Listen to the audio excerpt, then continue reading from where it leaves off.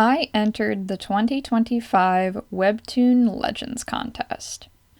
If you haven't heard, Webtoon has once more opened its tiny doors hunting for new talent to slap on their new front page. And I thought, why not give it a shot? It's not often that Webtoon hosts a contest, so I was pretty surprised last December when I saw the announcement that Webtoon was running another contest. Entries were to open March 10th, which meant that if I wanted to enter, I'd have a little over 2 months before entries started flooding in. First thing I needed was a solid idea.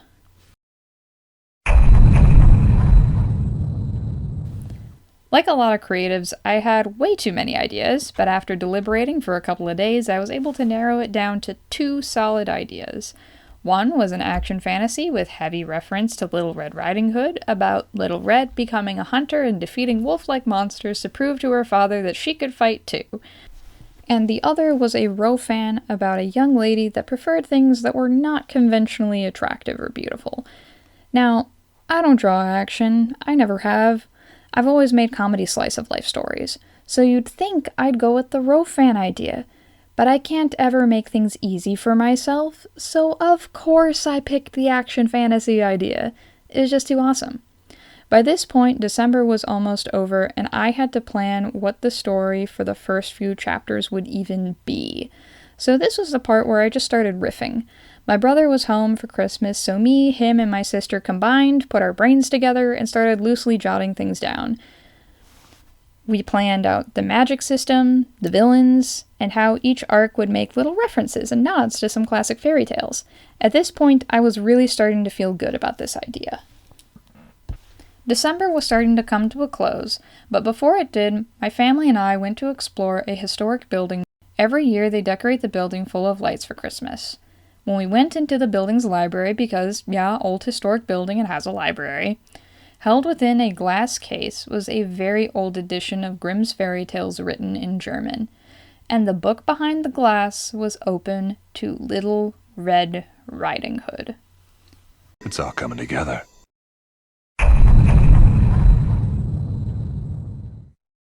December was over and January was sliding into view. I had to crack down on planning. Thankfully, I had already started on the character designs a while ago. In fact, the designs for the 2 leads were made over a year ago when the idea was just, what if werewolf become romance? For the first part, I needed 4 solid designs, and the rest would be background characters. Of course, I ended up being wrong about this, but that's a story for later. Bayo, or the Wolf Boy, didn't have his design change at all from my first draft. He's meant to look kind of thin and clueless, but scary when he snaps. He also has a wolf cut because I thought it would be funny for a wolf boy to have a wolf cut, but also it hides where the human ears would be, so it looks a little less weird. Zinnia, my main character, or Little Red, didn't have much of a change. I just kind of changed her from wearing a skirt to wearing pants. And importantly, I wanted her expression to come across as stoic or scary, but her personality is cocky and a bit hot-headed. Something I thought right from the beginning was that I wanted a very simplified color palette. So I was very careful with the colors I chose and made sure that despite all the characters using the same colors, the difference in how those colors were spread out would make them unique. The design for the father, despite having to start from scratch, wasn't that difficult. I knew I wanted him to be big and sturdy like a bear. I ended up finding the name Bjornar, which means war bear, so I thought that was pretty perfect. Other than that, he just had to look similar enough to Zinnia for the readers to know that he was her father. He honestly ended up being the most difficult character to draw just because I'm not used to drawing his body type. Then I had a main villain to design, which I didn't end up using in the 4 chapters I released, and because of that, I'm hiding it from y'all too. But here's his eyes. They look pretty cool, right? Lastly was the monster design. This was a bit difficult to do, and I got quite a bit of help designing this thing. In the released episodes, we only see its thick form, but you'll see its weight loss journey soon enough. Also, yes, he does have the terrifying hooves on the ends of his fingers. That was my sister's idea. Now, at this point, I had quite a bit done. I had a basic plot, a ton of designs, and next it was time to research to design the buildings and props. But it was a complete unorganized mess. So I made an account on Millinote. Now, I'm not sponsored, boy, I wish I was, but I needed a way to have all the info I needed organized in one spot. Thankfully, this worked out pretty well, and I was able to use some templates to fill out some character profiles. Now that I had a place for everything, it was research time. It felt like this part of the process took the longest, but I'm glad I did it. I found some good references of buildings and landscapes and settled on the buildings of the village being based off of old Iron Age huts. I was also able to find a type of stone wall, and I am not going to try and pronounce this. Go ahead and try and read it yourself. And with my thatch-roofed mud huts, wood pike border wall, and stone exterior walls, I was off to the races with my Three Little Pigs reference. I did way more research and ended up down some weird rabbit holes that helped me decide on background props, but I don't have the time to share all the research. I will say, querns are pretty neat. With my research out of the way, it was time to nail down everything into place so I could write the actual plot. I needed to start figuring out what this world was that my characters were living in. I decided on a more medieval style. Zinnia's home is based on a 1400s European farming house, but the village is based off of buildings from hundreds of years prior. Hence why it came to mind that the village is small and it's being preserved by the few villagers that still remain in it. Speaking of those villagers, this is where having only 4 designs came back to bite me. First up was the guy coming for help. Of course, he needed a design, and not only that, he ended up being one of my favorites in Act 1. What can I say? I like the little bugger. I also needed a design for the elder and the random kid that appears in 2 panels, but if you are ever making a comic and you have like 3 characters designed and you think it's enough, but it isn't a comedy or a slice of life, you don't. Anyhow, I figured that this village used to be a trading town before a faster route was made around the Lupine Forest. What is the Lupine Forest? Well, the Lupine Forest is a large, dense forest filled with monsters that Zinnia's father keeps watch over. And over the last 10 years, people have been moving far away from the village to avoid those monsters. With this information in hand, I was able to breezily write 5 episodes. However, I did do a bit of a rewrite for episode 4, so there will now be at least 6 episodes for Act 1. Now it was time to get to work. Okay, so by this point, I was already over halfway into January, and I had to start quickly. Things got very out of hand. I sketched all of episode 1 within a couple of days, but I decided I want to use Clip Studio, which I've barely used like once in the past, and I wanted to use it to make the whole thing. Yeah, this would be interesting. I went back and forth between inking, lettering, coloring, and sketching. It was a mess. By the time I had all 3 chapters sketched and the first one done, my original deadline of March 10th had already come and gone. It was already April, and with only about a month left until the final deadline, I knew I needed to hunker down and get it done. So I spent half a day learning Google Sheets. Sometimes you just gotta learn something else instead, you know? Okay, but seriously, I wanted a way to track all my progress and see percentage-wise how far away I was from finishing, and if I'd even be able to do it in time. I won't bore you with all the math and details, but basically, I was able to make this tracker sheet, and from that, I was able to see that progress-wise, I was already over halfway done.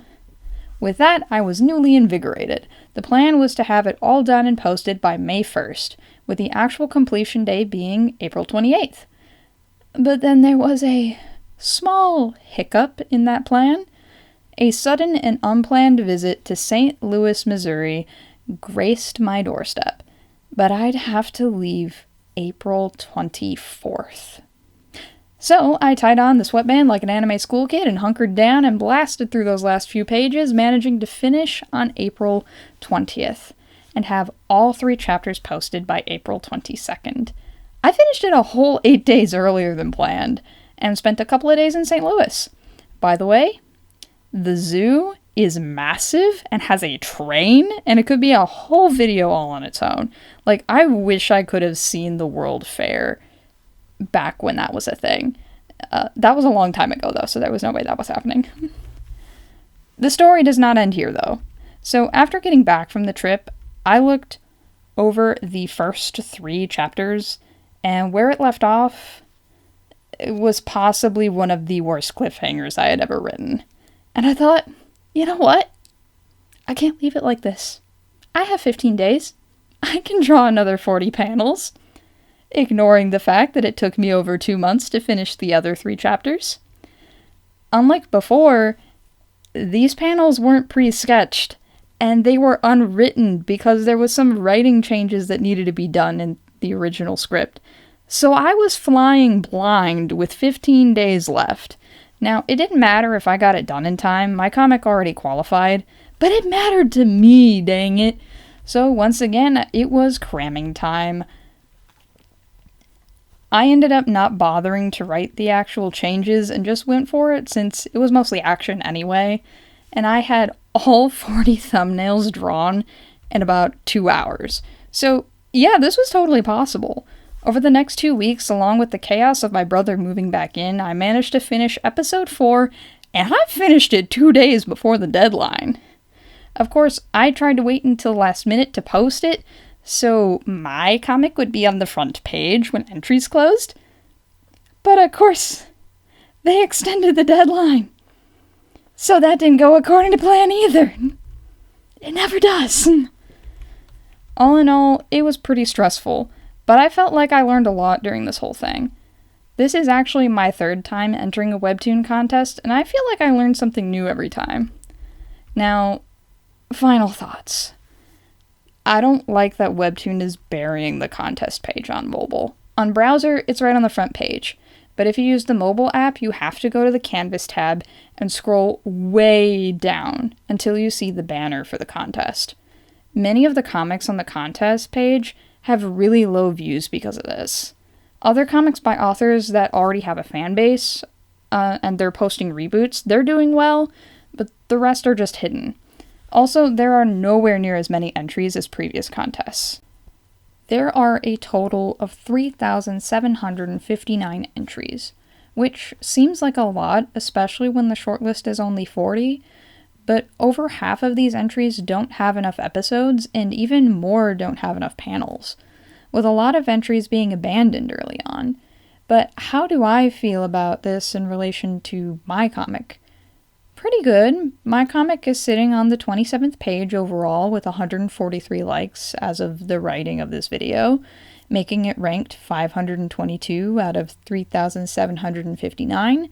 Being in the top 14% is pretty good, I think.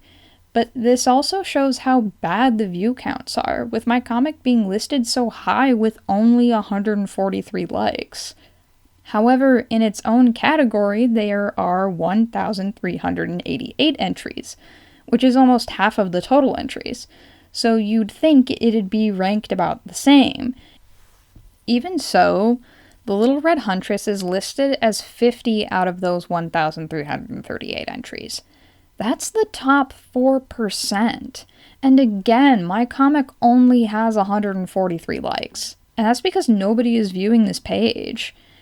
I'm pretty happy with the results, but I feel like my comic could be doing better, and a lot of comics could be doing better if people could see the actual page. Do I wish I was on the first page? Sure, but I'm feeling pretty good about it, so thank you, God. If you want to give it a read, I'll put the link in the description. Please give the chapters a like, and hey, why not give this video a like and a comment too? Maybe it'll make sure I don't disappear into the ether this time. No promises. So, thanks for watching, fellas. See you next time. Bye-bye.